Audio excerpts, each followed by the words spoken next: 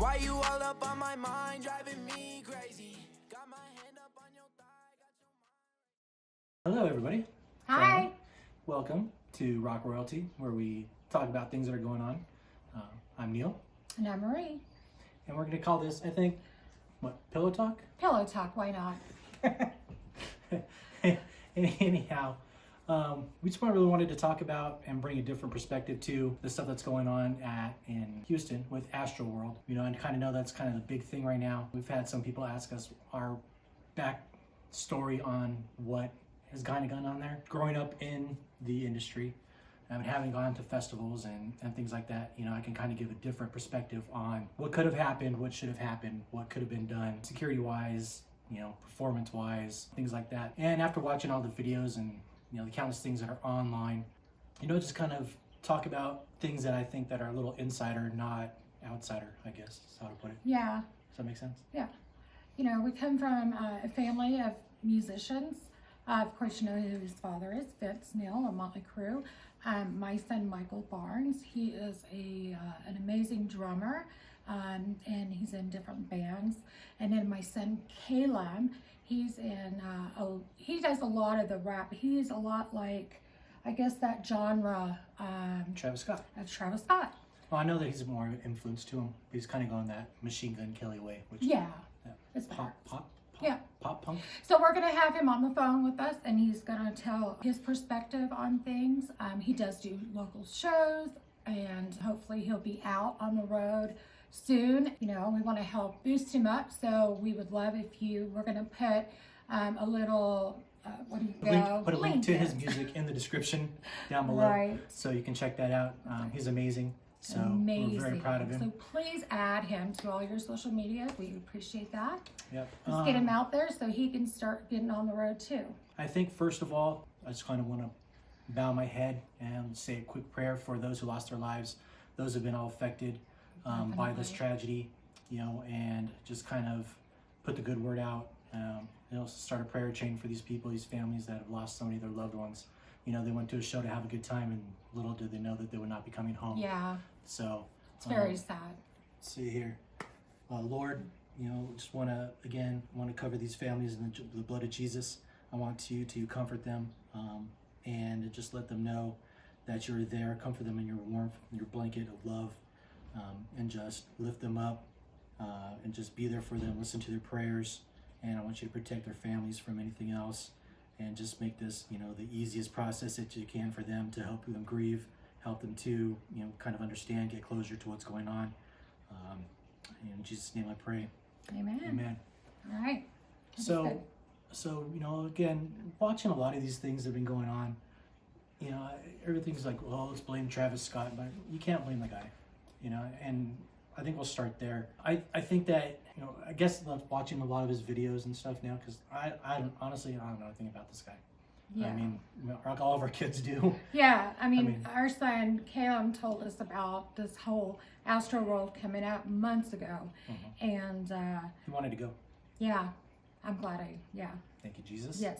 But like I said, I mean, it's funny, I mean, our 10-year-old Trace, you know, he loves Travis Scott. Yeah, I mean, he's singing all the songs along with them in the concert video we were watching. Yeah, I mean, I didn't know anything about him until he wanted a Travis Scott burger from McDonald's. Yeah. No, they're not sponsoring this, so. Yes. No. But anyhow, you know, I can see where people want to put the blame on him, and I can see where a good amount of the blame can go on him. But mm-hmm. as an artist and being on stage and having been on stage before, I think that there was a lack of communication somewhere. He did stop. You know, he did ask them to help that person that was on the thing, but I do think that there should have been a pause in the show, especially when he saw the ambulance coming through the crowd. Yes. You know. Well, I mean, he did kind of pause. And speaking of that, why don't we get our son Caleb on the phone so that we can have this discussion with him as well? Okay. Yep. Caleb, are you there? Yeah. Okay, good. Can you tell us about some of your experiences? I mean, you've been on that stage as well.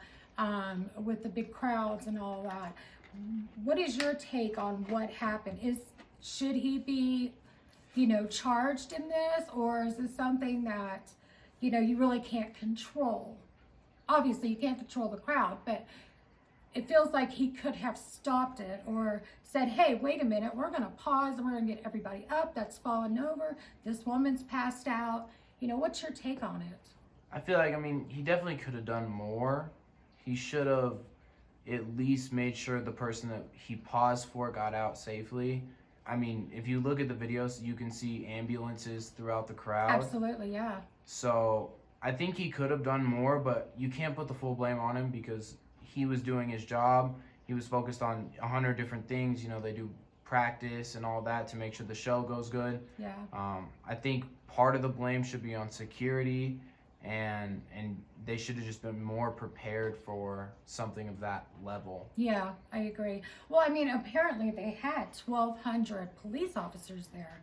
But then when you watch the video, you see them storming through, you know, the guard gate and, you know, tearing down the, you know, the fences. And I mean, there was no security really. Yeah, well, I think, you know, watching the news thing, and they said, well, you know, it's not the venue's fault because they could have had 200,000 people capacity. Well, yeah, I get that, but what they're not saying is that the 200,000 capacity is the fairgrounds in the back, right. whereas you have it split off, and then the concert venue itself was in the front. Mm-hmm. So I could see 200,000 throughout the whole park, but for that music venue where it was at and how they had it split off, it was, I would say, maybe 30,000 people should have been in there. Yeah, Period. definitely. You know, so I get how they got around it by saying, oh well, 200,000 people can, you know, could be capacity, but by them cordoning it off, it Right. really kind of put people in a trap, you know. Yeah. And the way that they had the 4 different pits, 2 VIPs Right. and 2 general admissions, you know, with only one way in and one way out. That's what it seemed you know, like, yes. You know, I mean, we've all been to general admission shows before. Yeah, You know, but you're we've not been- usually caged in and that's what I'm getting like at. they were. I mean, Well, they were all in a cage almost. Right, you and that's know? what I'm saying is that whoever designed the area for the show is really to put it blame, and the city Yeah. itself, because Yeah. they okayed the permit. Yeah. You know, I mean, Yeah, exactly. you know, and I get it, but again, you know, it doesn't make sense. There's, you know, Yeah. again, you kind of think to when there's a fire with Great White in it, Yeah, right? You know, they Yeah. have things, you know, there's one way in and one way out. yeah, And that's kind of the same thing that happened here. And when you have that surge or the crowd wave, yeah. you know, we all And know we've what that all is. been through that. I mean, you know, it can easily happen, but you know, Yeah. generally you're wanting to help that person that's fallen. I mean, I would think you would anyways, you know, help each other out. But in this case, it seems like they were just trying to rage, whatever that was, or, you know, and I'm not knocking it because, you know, that's the music that they're into and that's fine. Yeah. My son does similar music to that and I think he's better than Travis Scott. I may be biased, but if you listen to his songs, they're amazing. So Yeah, and I think too that, and again, going back to Travis Scott, you know, again, people do listen to you when you're on stage. Yeah. That is your forum. Yeah. And so if he had stopped and said, "Hey, you know, make way for that ambulance," or Absolutely. everybody, you know, clear out, or Yeah. make room as much as you can. yeah, You know, I mean, like I said, and I told you before, you know, like at the US Festival, you know, there was 200,000 people there, yeah, and they were crammed just the same. But Yeah. they made it point to and tell people, okay, look, everybody, at the count of 3, let's try to take a step backward, so that way we can give these other people room. You know, and you know, watching the videos and watching all the different things, you know, I see the issues, but I also see, you know, where people are like, well, you know, we were so crammed in there. But if you watch some of the videos, you know, there's people are freely hands up, hands down, jumping around, Yeah. making pits, and you know whatnot, and so, you know, and it's weird. And I definitely think that there's more. I think there's a cover up somewhere, and I know conspiracy theory stuff, but you know, if you listen to Travis Scott's, you know, apology online, he says we're still trying to identify the families, right. and they already knew who the 8 victims were. You know, I guess it's Right. 11 now. you Yeah, know, now that's what pronounced we've past. heard. But So in my mind, that's just, it doesn't make sense. It doesn't. doesn't correlate, you know, Doesn't. with what it is. So I definitely think there's something else going on there, and I don't know. I mean, I could be just, you know, like I said, conspiracy theory going on, but oh, well, you know, we it can all just- do that. It just yeah. it doesn't make sense to me.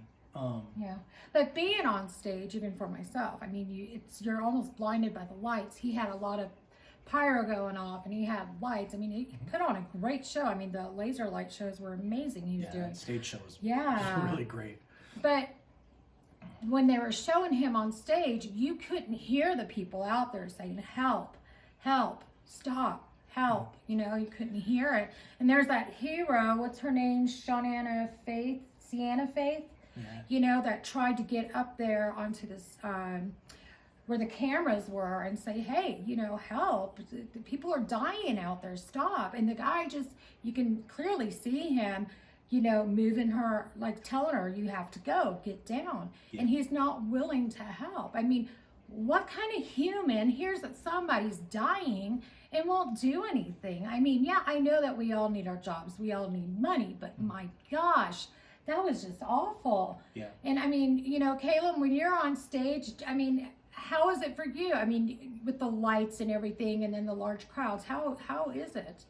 You know, could you see, or I mean, I know that you haven't done yet had a show of 50,000 people, but you've had large shows, and I mean, you know, tell me your thoughts on it.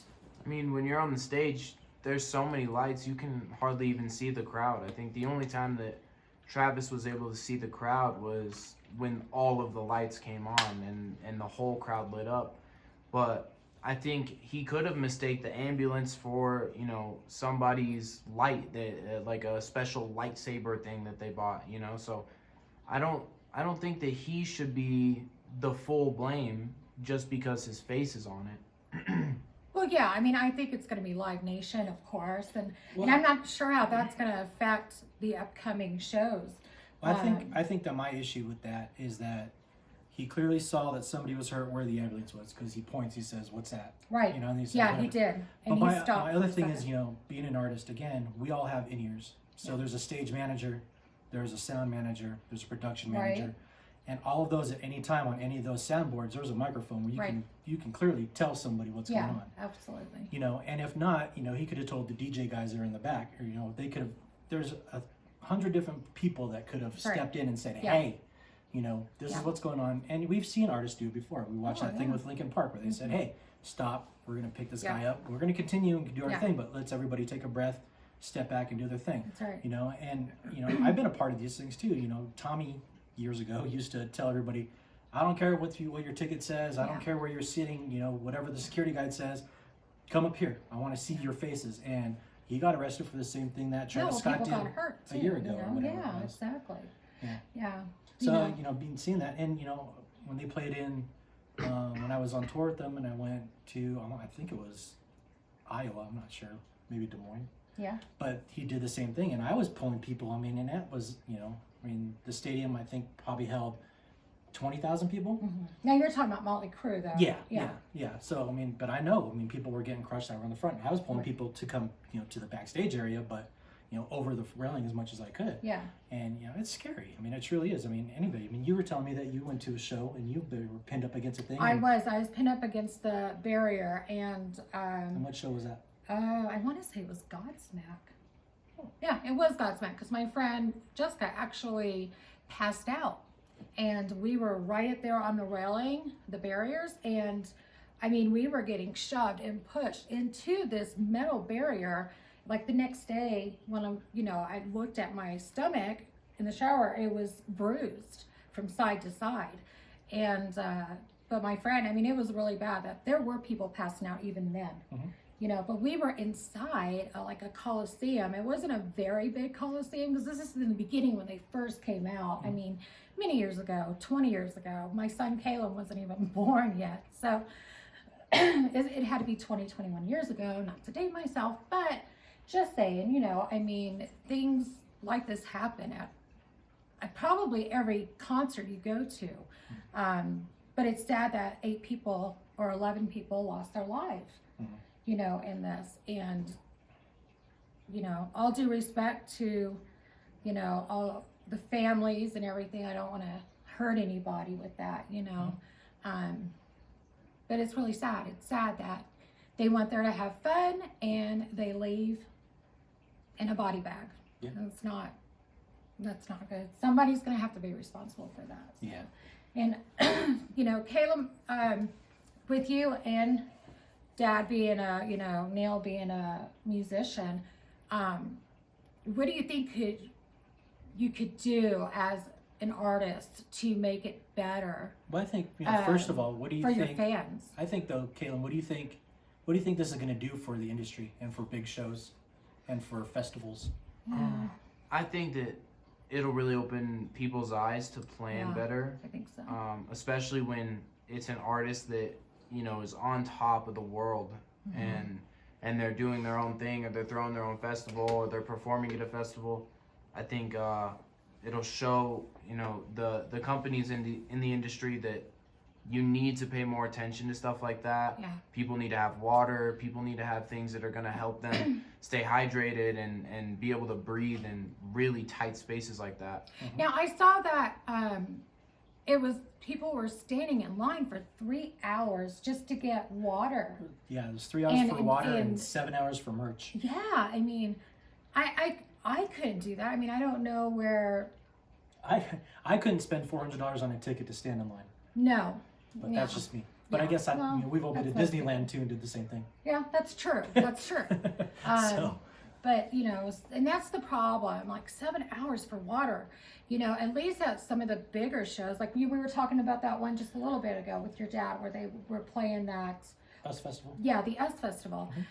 They were at least watering the crowd, with the big fireman hose, and spraying them off, and I feel like you're in Houston, Texas. It's humid, it's hot as it is, even this time of year. And to try to breathe in, to catch your breath, and you can't. I mean, I can't imagine the suffocation that they felt. I mean, there's 23 injured in the hospital, and some are like not doing well at all. Yeah. And God be with them. That I mean, this. We like I said, I do when we go to a show. I do my best to protect you. Like when we went to Pennywise, when we went to Pennywise at the Black Sheep. Yeah. I had my arms around you like this. Yeah. But there was a mosh pit smacking me around, but just to protect you. That's. So I really, my heart really goes out to that one guy, and I sorry I don't know his name, but he was protecting his girlfriend. Yeah. And I can see that, if any of my loved ones are there, I would do what I could. Yeah, of course. The same thing. And so I understand that. And, I really feel the pain on that. But, it's insane. And I agree with you, Caleb. I do think that it is really going to open the eyes to promoters and to, artists and anybody that wants to do a big festival. I agree. But I think that, also if you're going to do something like that, and I know that that's the third one, 18. Yeah, they said it because they didn't have one in 2020 because of COVID. So, it's the third one. Yeah, so there's got to be a blueprint that they can look at. Of course, I wouldn't look at Woodstock '99. Yeah, well, that was a fiasco and a half. But there's sure. There's all these other festivals that they have overseas, and they have so there's ways to do it. I think the other thing that is really perplexing to me is that people were saying there was no cell service, and that blows my mind because it was at Energy Field or Energy Stadium, whatever those, and I think that's where the Houston Astros play. But anybody that's been to a game knows that you can, if there's an issue, it says it on the board. There's an issue, text, blah, blah, blah, blah, blah, we'll come save it, or, tweet this and, put it on the board or whatever it is. So it's just strange to me that people could not dial out. And I think that, again, those are other things that need to be put into an action plan when you're doing a festival. Is there, if an emergency happens, can people call, this is where I'm at. And, because I know that there's ways that they can pinpoint where you are, or if I'm in this section or whatever it is. So, what are your thoughts on the way they did that, though? They had 4 different cages. Like, I don't know. It's a corral. Exactly. One way in, one way out. I mean, I think, the general mission that I'm used to going to, it's usually, open. Mm-hmm. There's no cages or gates or whatever you want to call it, barriers. Yeah. It's just, and I think that had a lot to do with the issues that they had there at the concert. I understand that they wanted to make way for security guards and for photos and and all that stuff from media, but they had the trails. It just wasn't set up really well. So if you look at it, there's the 4 sections, and then there's a big T down the middle of it. Yeah. So and then you have security guards, whatever, and you have your photographers with their passes or whatever, and then that was also a walkway for, and I was told, or not told, but heard that was for like VIPs, Travis Scott's girlfriend.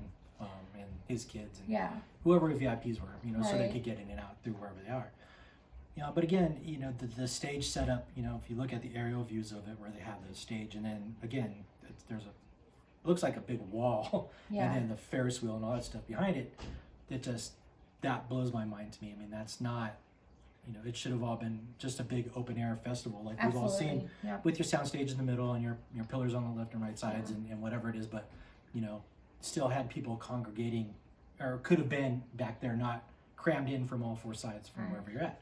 I mean, that's just, you know. Yeah.